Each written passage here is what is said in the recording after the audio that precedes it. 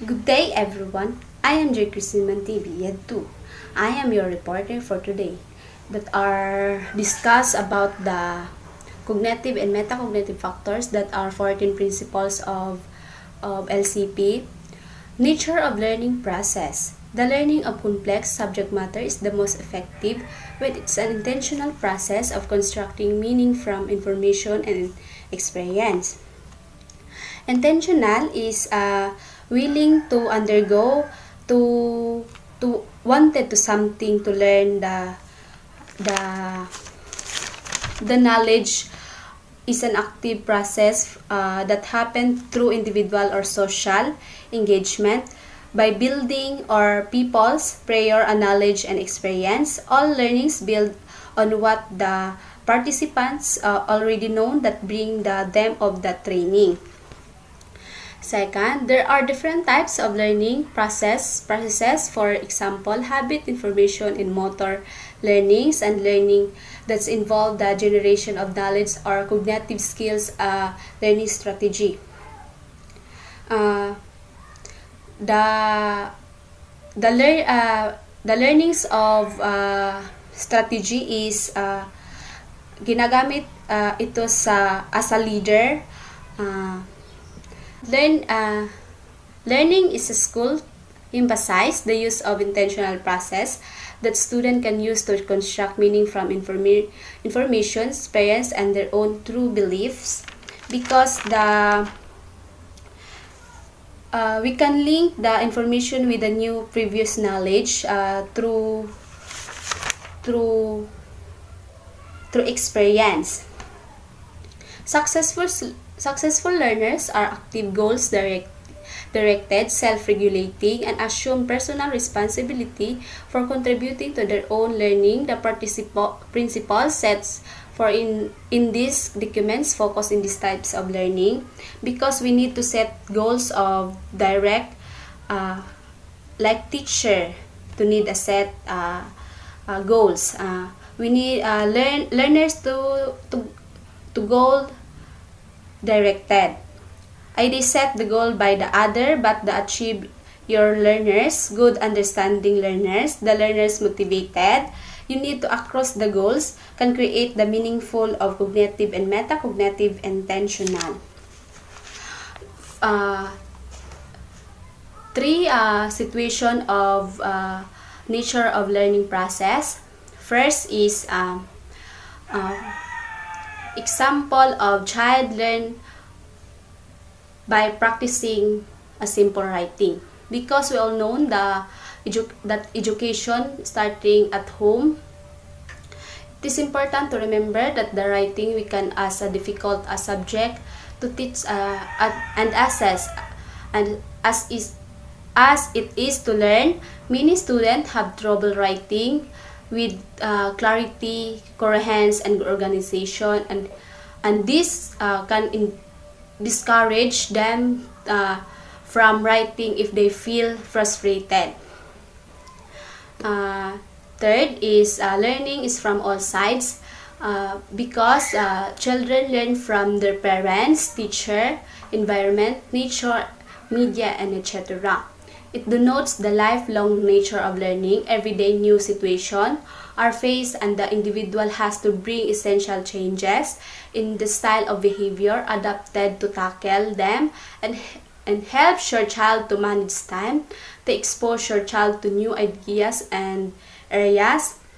The third is the third situation of nature of the learning process is child learn how to clap hands by using seeing someone else to do it, because also takes a place through direct experience. As a part of the topic, we went to several elements of short period of time. The children who until then hands taking part of such activities caught up in their cognitive abilities to those who did, she said, but his finding only surface for group of children are going to hand clamping training, because be made an integral parts of education for children age 6 to 10 for purpose of motor and cognitive training learn how to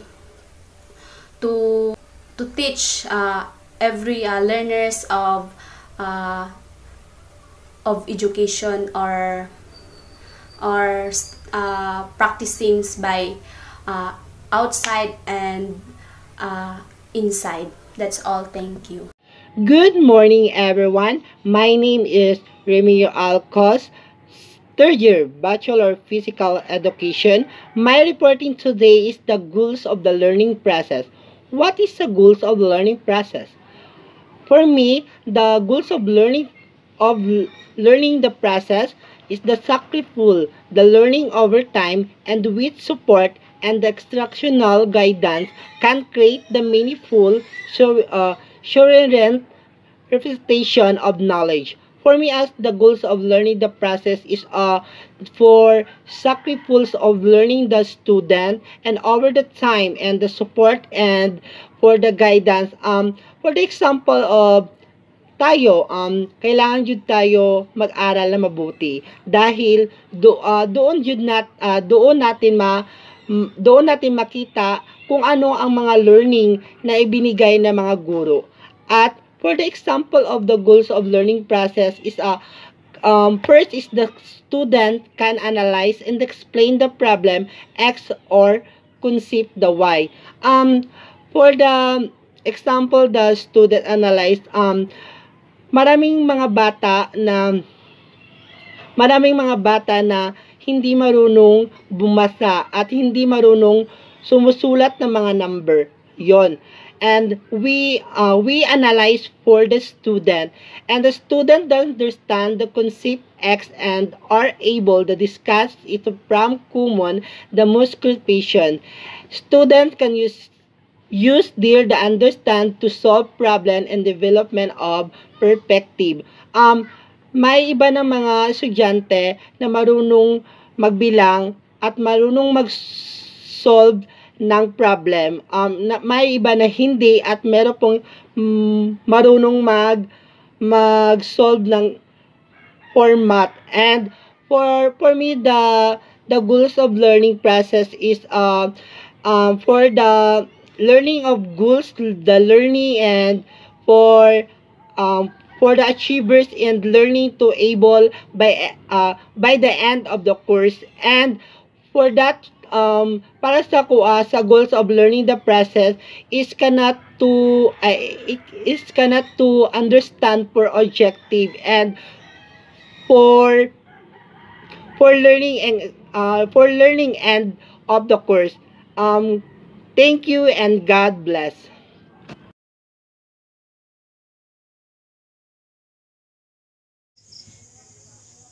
Good day everyone, I'm Chen A. Makundan. I'm here to discuss the Thinking about thinking, higher order strategy for selecting and monitoring mental operation and facilitate creative and critical thinking.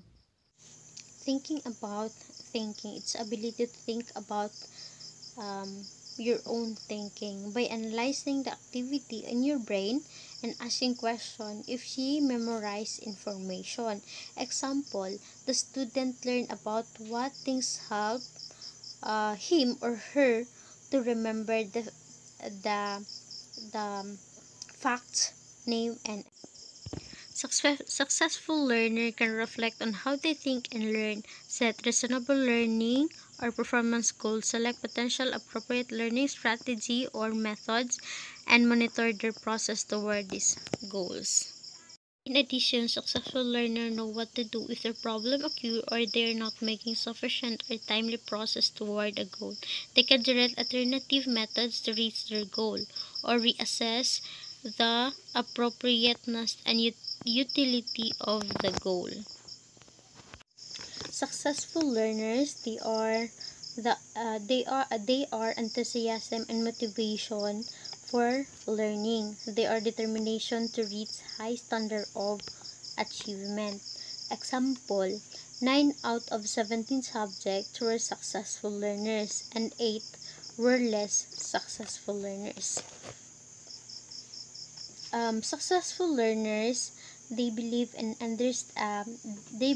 understanding and gossip concept instead of growth of learning. Instructional method that can focus on helping learners develop this higher order or metacognitive strategy can enhance student learning and personal responsibility for learning. Instructional method is focusing in helping learning to develop their metacognitive by using different techniques to help students to become independent in strategic learning. Example, visual, verbal, and auditory. These are some example um, um, techniques.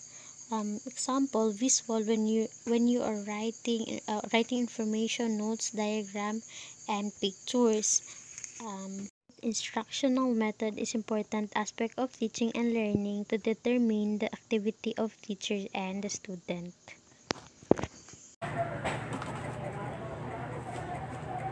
Good day everyone, I am Charina Pirogo, Bachelor of Physical Education. Today I am going to discuss one of the principles of the cognitive and metacognitive factors, which is the context of learning.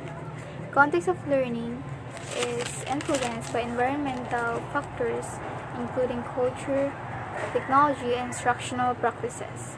So every day in our life we are experiencing something, and we're learning from doing that. We are learning new knowledge, we are learning specific skills from the events and happening in our surroundings.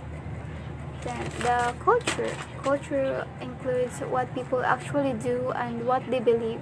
Culture influences greatly on how we see the world, how we try to understand it, and how we communicate each other. Technology also can help students by making learning more engaging and collaborative. Rather than memorizing facts, students learn by doing through critical thinking. Example situation is this could be as simple as learners taking a interactive quiz in class, or participating in technology-enabled group discussions. Technology helps students to research subject matters, share ideas, and learn. By doing that, we are learning specific skills.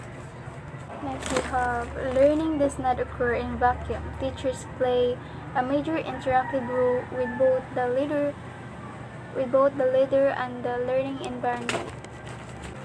So learning does not takes place in the absence of someone. Teachers interact both learners and the learning environment in a significant way to make the classroom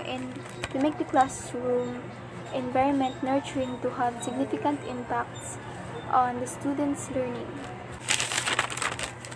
Next, we have the cultural or group influences on students can impact many educationally relevant variables such as motivation, orientation toward learning, and ways of thinking. So, every classroom is diverse and unique in its own way. Teachers know that the students learn in different ways. Of course, we also know that an individual learner's culture and family background affect his or her own learnings. The context in which someone grows and develops has an important impact on his own learning. It has an impact on the opportunities for success of every student in the school. Next, we have the technologies and instructional practices must be appropriate for learners' level of prior knowledge, cognitive abilities, and their learning and thinking strategies. So, students' engagement. Students don't want to learn in a vacuum. Kasi, as a future educator, if the test that you give or the teacher give to learners is interesting, then they engage learners, and the learners is motivated to persist. Come up with the example situation. Come up with the activities and procedures that encourage discovering, trying, and experimenting new skills and concepts. This promote the development of problem-solving skills of the learners and allows learners to relate new information to unfamiliar situations. Kasi once we have some context, we learn something new, we learn something specific skills.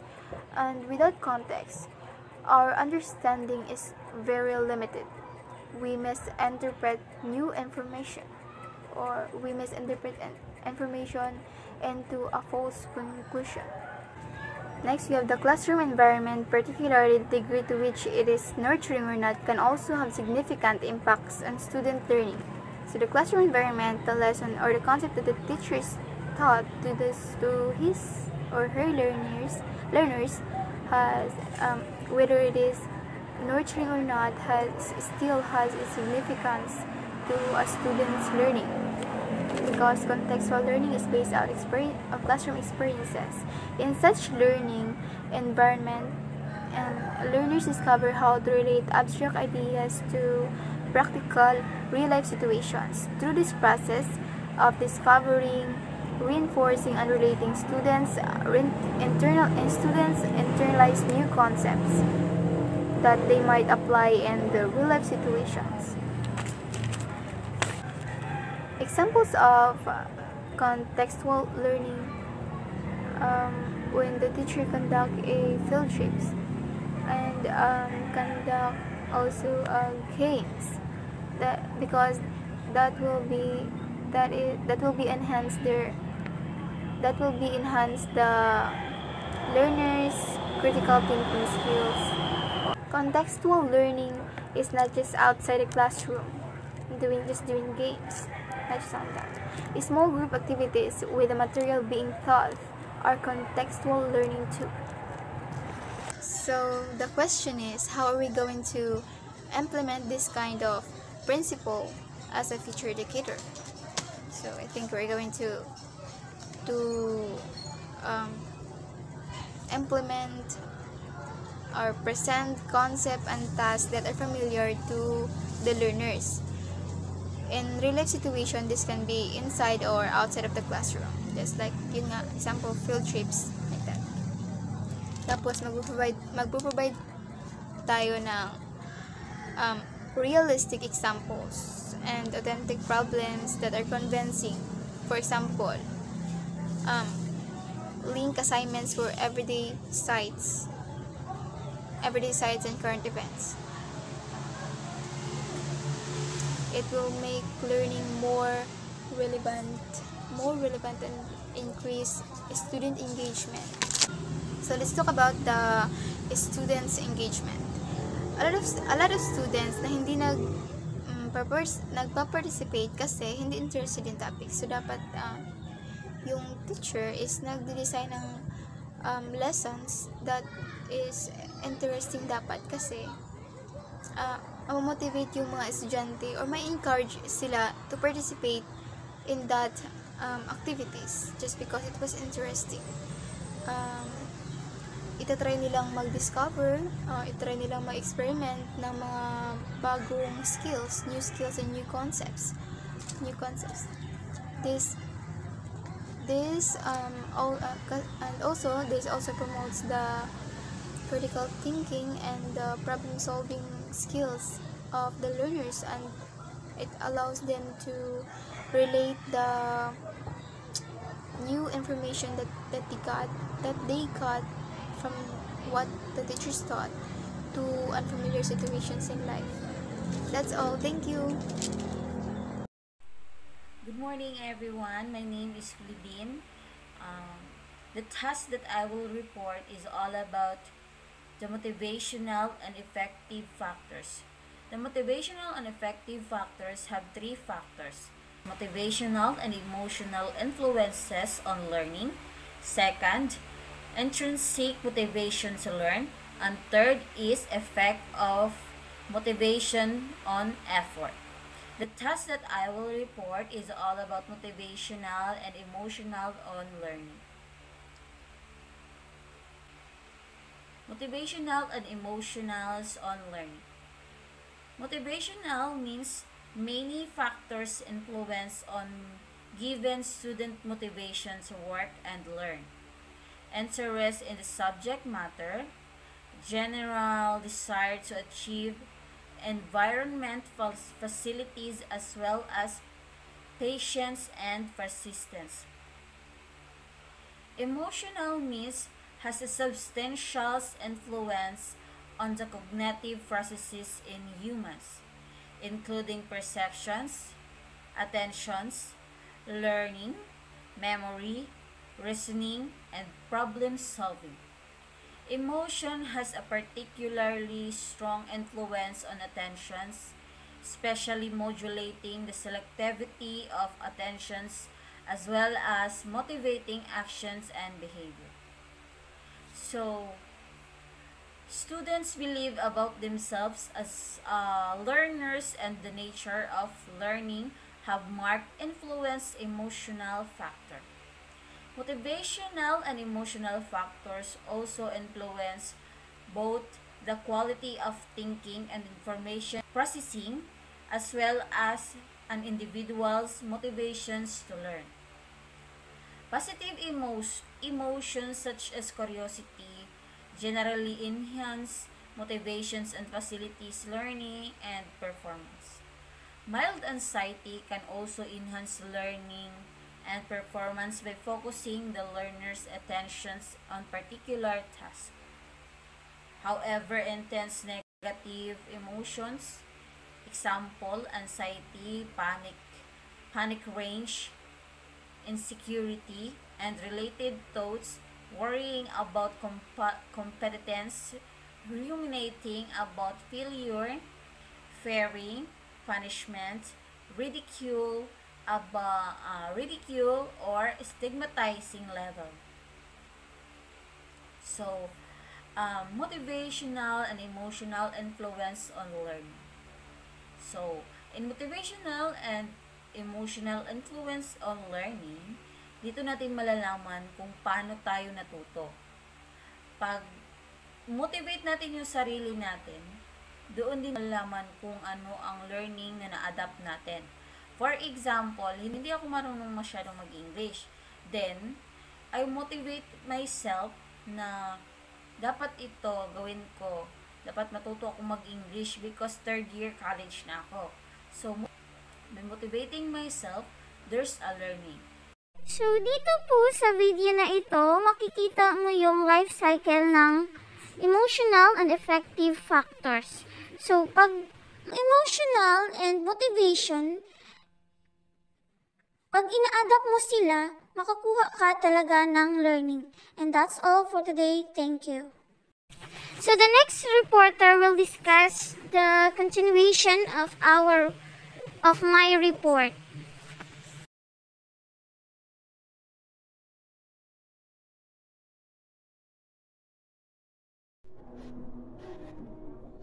Good day, everyone.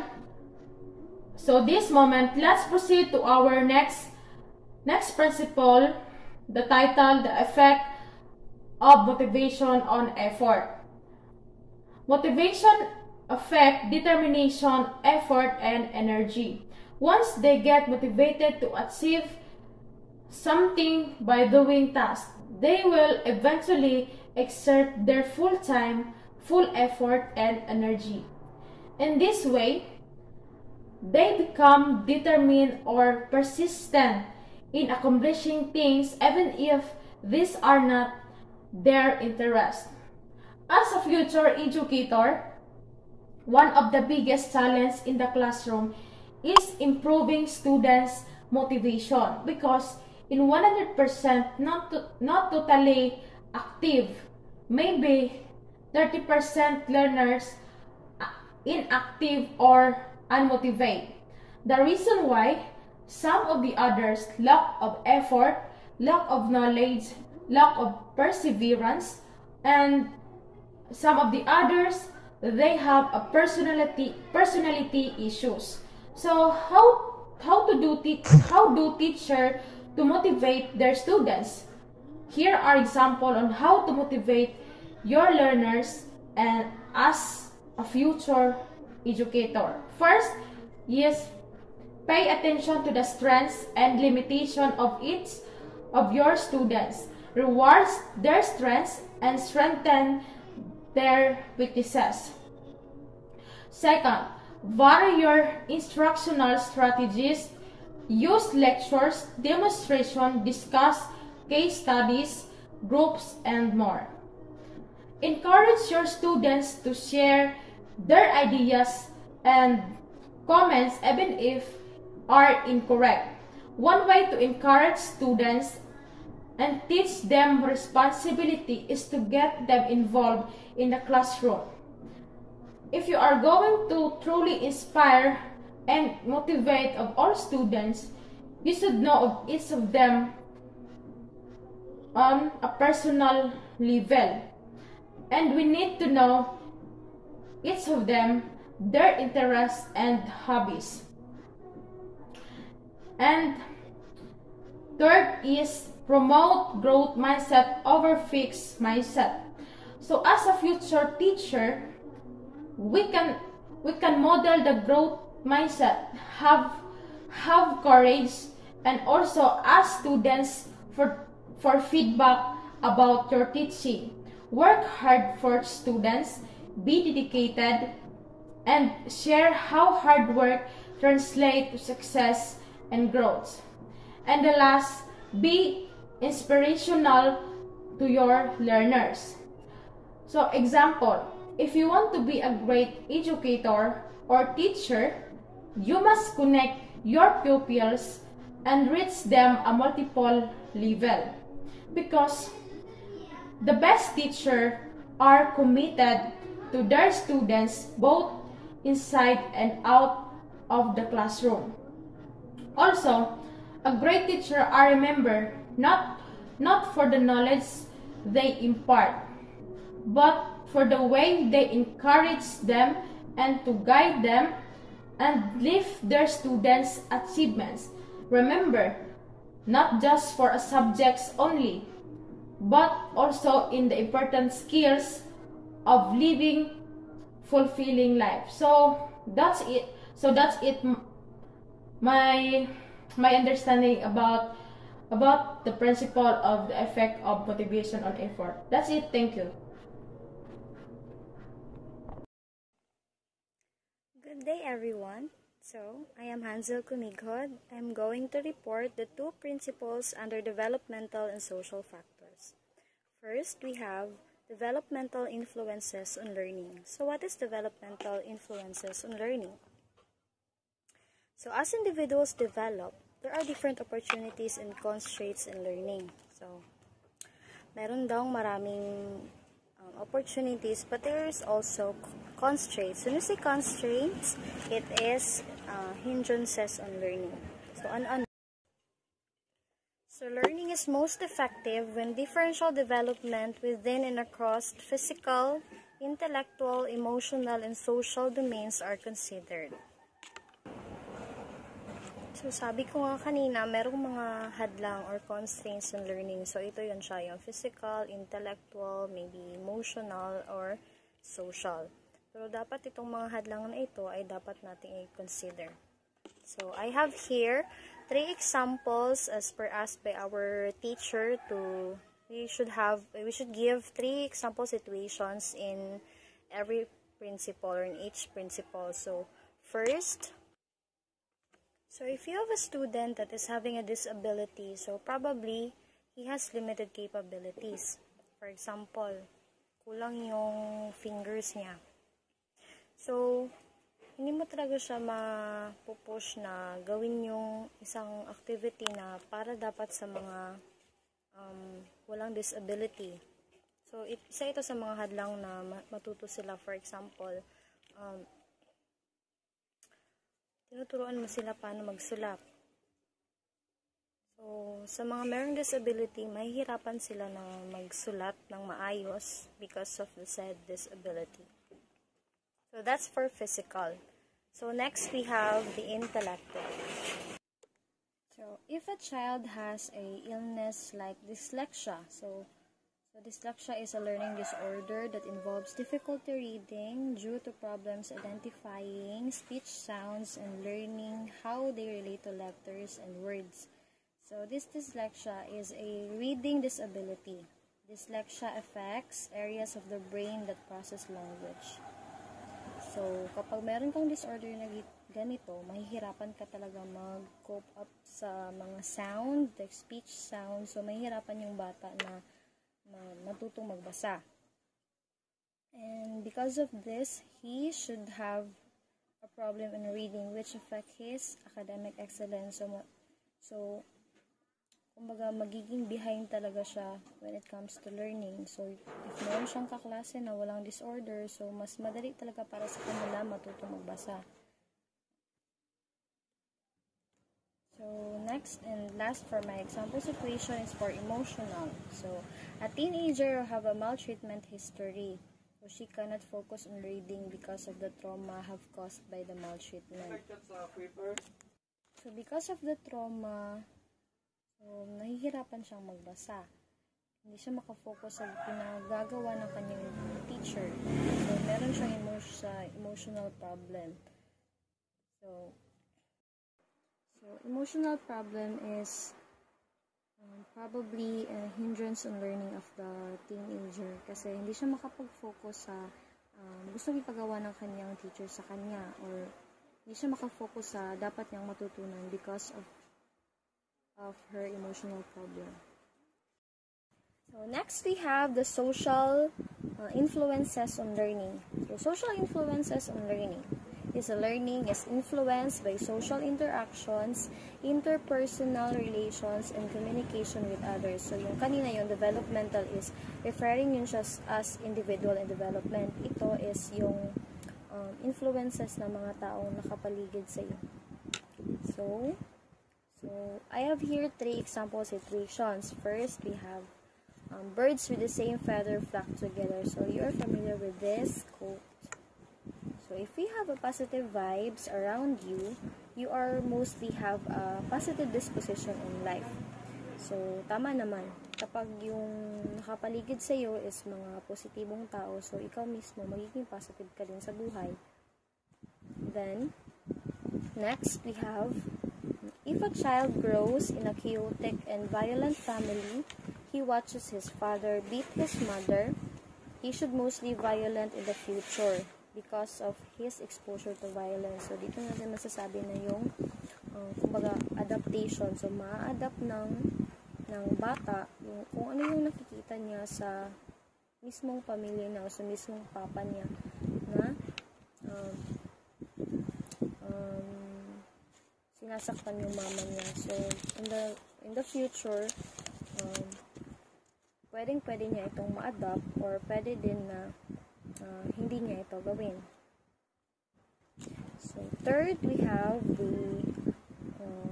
if a child's parents spend a lot of time on church, most likely, he will also be an active member of a church because that's what he see in his parents. So, kagaya nga yung kanina is negative man yun siya. Ito siya, this is a positive influence by the family itself of the child. So, if active daw yung parents niya sa church, so, yung anak niya din, probably kapag lumaki na, is magiging active member din sa church. So, learning can be enhanced when the learner has the opportunity to interact and to collaborate with others on instructional tasks. So, mas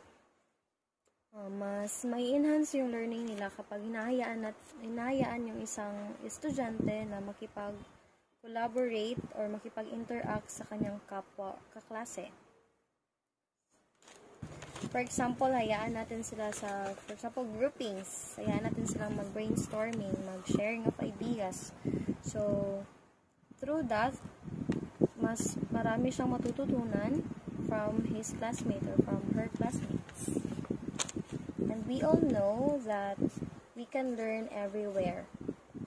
Kahit nasa saang sulok tayo ng mundo, kahit saan sulok ka man ng mundo, meron kang pwedeng matutunan.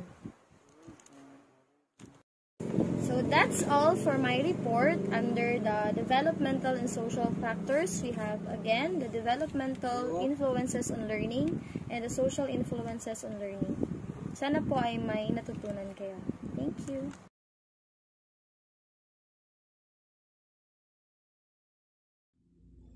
Hi everyone, my name is Mari Victi. I'm second year college taking a Bachelor of Elementary Education. So my topic is all about standard and assessment. So what is standard and assessment settings? Opportunity, high and challenging standard and assessing the learners as well as learning progress, including diagnostic process and outcomes assessment are integral parts of the learner's process. So in an education setting, standard based assessment in that released on the evaluation of student understanding with respect to agree upon standards, also know as outcomes. The standards set the criteria for the successful demonstrations of the understanding of the concepts of skills. And also in assessment is a test or analysis and to gather the important informations about student performance that student determine that they are learning. For example, write and document, yung portfolio and exam para need mo kasi yung i-test yung kung may nalalamang yung estudyante mo sa pagbibigay mo ng evaluation, at kailangan mo tingnan yung performance ng iyong estudyante, kung maganda ba or may mga bagay ba na hindi niya nalalaman. So need mo siya i-assess. So may isa pa ding example, self-assessment. So as a teacher, I'm going to find activities that help me think creatively. Verbal communication skills have been excellent. That's all. Thank you and God bless.